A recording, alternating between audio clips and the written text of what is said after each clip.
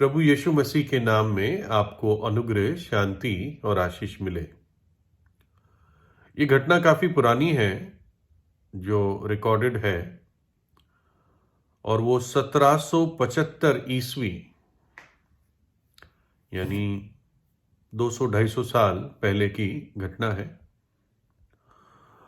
और एक युवती जो एक अच्छे स्कूल और कॉलेज में पढ़ी थी, वो एक अच्छे खाते पीते घराने की थी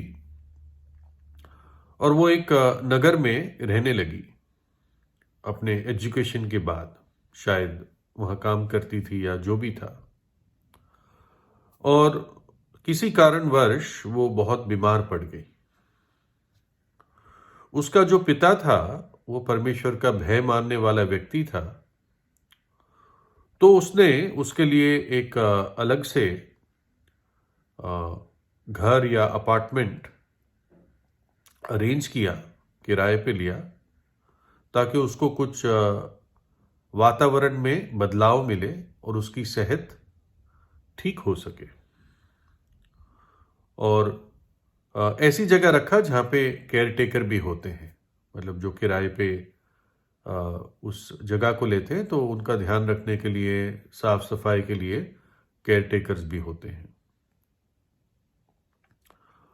लेकिन उस युवती की तबीयत और खराब होती गई। और उन दिनों ऐसे मेडिकल टेस्ट नहीं थे जैसे आज होते हैं कि जाओ और 2-3 दिन में सब कुछ पता चल जाए क्या हुआ है। तो ऐसा समय नहीं था। और उसके पिताजी को ऐसा कुछ आभास हुआ कि लग रहा है कि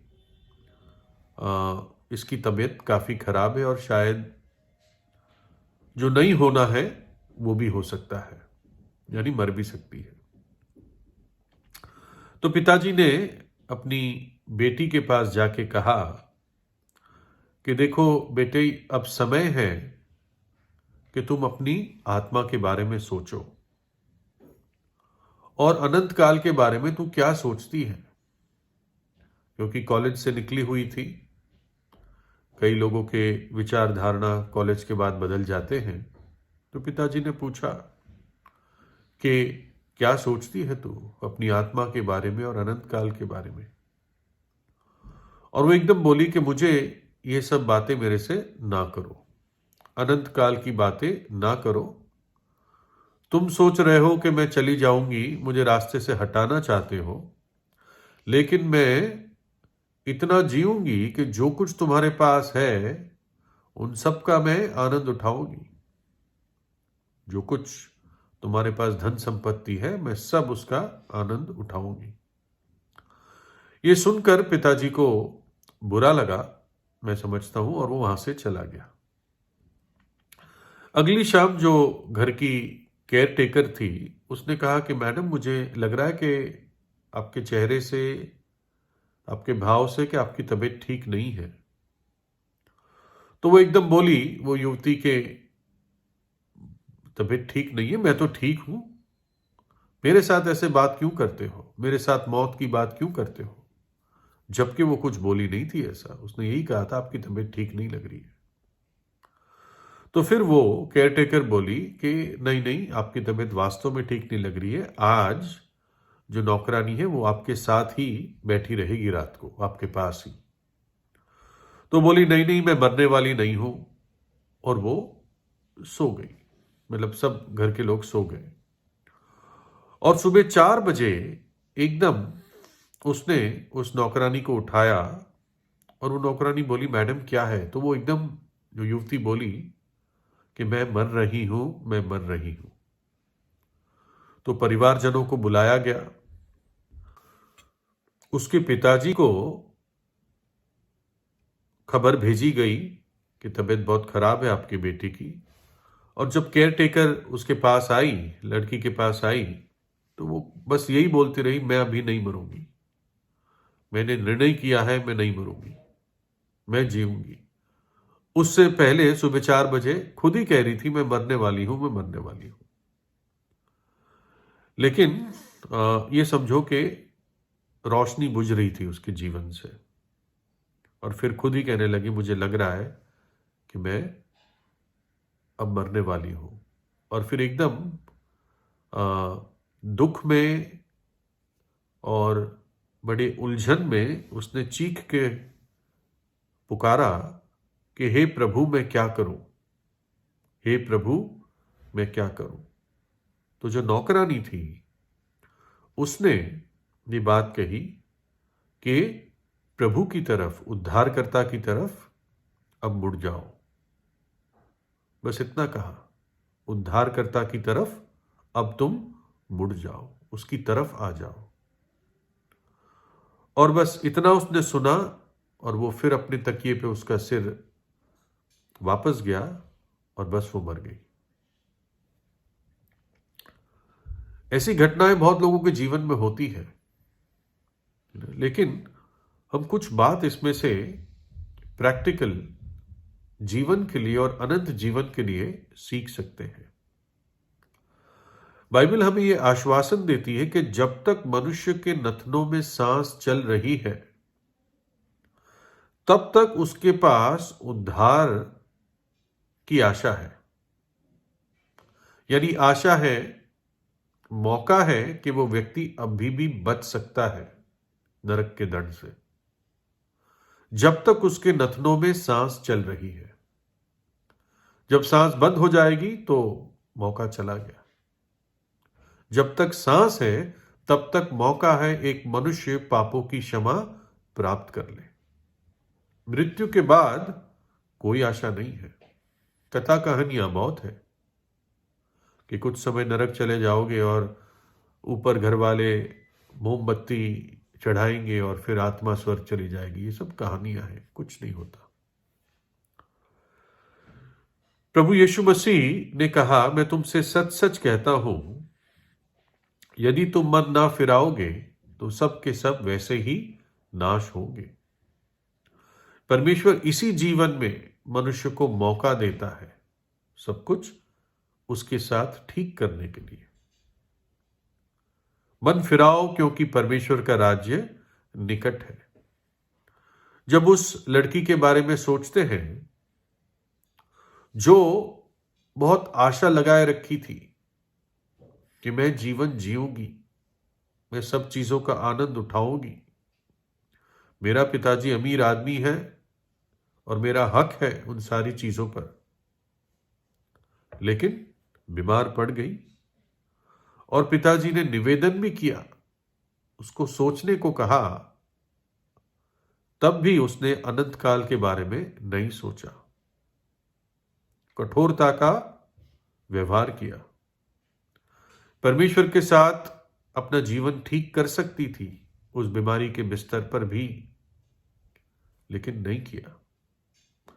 अपने आप को तसल्ली देती रही, झूठी तसल्ली देती रही कि नहीं मैं तो जीऊंगी, जबकि कई आवाज उसको कह रही थी कि नहीं, तेरी तबीयत खराब होती जा रही है ना। और ये तो उसके जीवन की कहानी है। और आखिर में जब मौत उसके सामने थी तो उसको यह भी नहीं मालूम था मैं क्या बोलूं और क्या करूं। और तब उसने ये शब्द अपने मुंह से बोले, प्रभु मैं क्या करूं। और उस नौकरानी ने कहा कि तू प्रभु की ओर मुड़ जा। क्या मतलब है प्रभु की ओर मुड़ जा? देखिए, जो व्यक्ति पाप में जीवन बिताता है या मन से परमेश्वर की बातों को इनकार करता है, विरोध करता है या करती है, वो व्यक्ति प्रभु के विरुद्ध चलता है ना, विरुद्ध चलता है वो व्यक्ति। तो नौकरानी की बात अगर हम सोचें तो उसका अर्थ यह था कि अब तू प्रभु के विरुद्ध चलना छोड़ दे, मन फिरा ले, पश्चाताप कर ले, 180 डिग्री टर्न ले ले और प्रभु की तरफ चल। अब प्रभु की तरफ जा, नम्रता से, पश्चाताप से, क्योंकि प्रभु ने तुझसे पहले प्रेम किया है। तू जिस भी स्थिति में थी, तेरा कैसे भी व्यवहार रहा, इससे पहले प्रभु यीशु मसीह ने तेरे लिए अपनी जान क्रूस पर दे दी है। उसका शरीर तोड़ दिया गया हमारे पापों के लिए। उसने अपनी देह पर हमारे पापों को उठा लिया, अपने पवित्र लहू को बहा दिया, ताकि हमारे पाप धुल सके, ताकि हमारे पापों के लिए प्रायश्चित हो। और इसलिए आप भी आज प्रभु की तरफ मुड़े, उसके विरुद्ध ना चले, उसकी तरफ मुड़े, पश्चाताप के साथ मुड़े। और वो जो जीवित है, जो मृतकों में से तीसरे दिन जी उठा, वो आपको ग्रहण करेगा। वो आपके दिल के द्वार पर खड़ा हुआ खटखटाता है। दूसरा कुरिन्थियों में लिखा है कि आज ही वो उद्धार का दिन है, अभी वो नियुक्त समय है। जब तक सांस चल रही है, जब तक नथनों में सांस है, आशा है। क्या लगता है उस लड़की ने प्रभु से बात की? नौकरानी की बात सुनकर शायद समय ही नहीं मिला। इतना ही सुना उसने, प्रभु की ओर मुड़ ले, प्रभु की तरफ हो जा, प्रभु के पास आ जा। बस सुना, लेकिन क्या उसको समय मिला? उसने क्या मन में प्रभु से बात की? नहीं की। पश्चाताप किया? शायद समय नहीं था। आखिरी क्षण तक अपने आप को धोखा देती रही। लेकिन वचन कहता है, यदि आज तुमने उसकी आवाज को सुना है, तो अपने मन को कठोर मत करो, अपने हृदय को खोल दो। प्रभु यीशु कोई धर्म बनाने नहीं आया, वो पापियों का उद्धार करने के लिए आया। प्रभु यीशु को अपने हृदय में बुलाए। पापों की सजा बहुत भयानक है, और ऐसी भयानक है कि मनुष्य उसको सह नहीं सकता। उस आग की झील मनुष्य के लिए बनाई नहीं गई थी, लेकिन मनुष्य पाप में मरेगा तो वहीं पहुंचेगा। इसलिए आज ही परमेश्वर के साथ सब कुछ ठीक ठाक कर ले। वो कहता है, आओ हम वाद विवाद करें। तेरे पाप किस भी रंग के क्यों ना हो, लाल हो, अगरवानी हो, कैसे भी हो, काले धब्बे क्यों ना हो तेरी आत्मा पर, यीशु का लहू तेरे सब पापों को धो देगा। विश्वास कर। परमेश्वर का पुत्र जिसने आपसे प्रेम किया और आपकी खातिर अपने आप को दे दिया। प्रभु यीशु आपको आशीष दे। आज ही उससे प्रार्थना कीजिए।